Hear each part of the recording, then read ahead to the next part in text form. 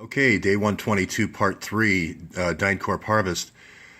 So someone mentioned to me that, I think it was John Ramos that said the pictures were actually, that I showed of the organ harvesting that were labeled for Malaysia were actually Syria. And, there was obviously photographic proof that those kids were harvested for their organs, but that they were not Malaysian, they were Syrian.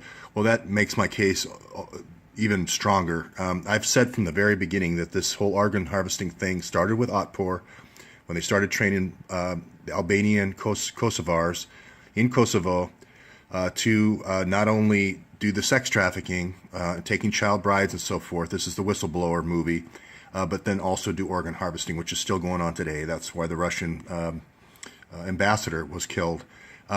So I've been saying Otpor, I think, since day 40, and I've said DynCorp is the operative piece behind this. When it was Malaysia, I had to go look to see if DynCorp had a contract there, but I know they have a contract in Iraq for training the police department in Iraq, which is where the ISIS is being trained. That's the insurgency in Syria. So that just makes my case stronger. I've said from the very beginning that their own, Otpor's own PR puts them in Libya to train the Muslim Brotherhood for the overthrow of Libya and the overthrow of Syria. So their own PR, their own photos say this. So again, when you combine that with the three Muslim brothers running the information for the House Intelligence Committee, the Homeland Security Committee, and the Committee for Foreign Relations, you have really Muslim Brotherhood with a lock on this whole DynCorp harvest through the DynCorp training.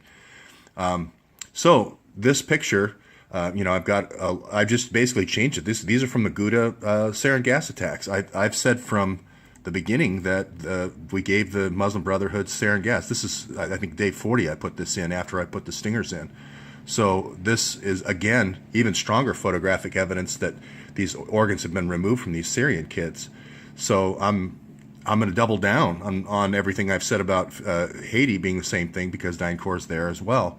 And we have these kidnappings and disappearances, and then these CAT scanners show up, and then these Médecins Sans Frontières people, these George Soros organizations that are good guys during the day and they're bad guys at night. The white helmet's the same way.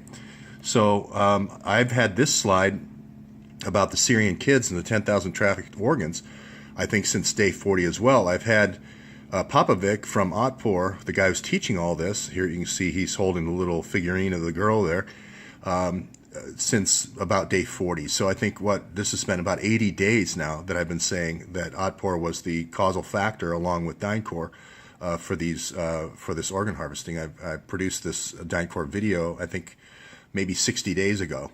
So, in no way this fact checker, came back. Oh, by the way, DynCorp also has doing a lot of damage on this slideshow. They're going in and deleting everything that's DynCorp related. It just points, this page was damaged, for instance, of this, the girl's picture was blacked out. It just points to the fact that we're getting closer and closer to the truth when that sort of thing happens. Otherwise, people wouldn't be going to the trouble of hacking those articles. So all I can say is my case is tighter than ever, that this is the bad seed that keeps reinventing itself in Afghanistan, Kosovo, Haiti, all over Central Africa, and so forth, and now the United States in Chicago. Thank you.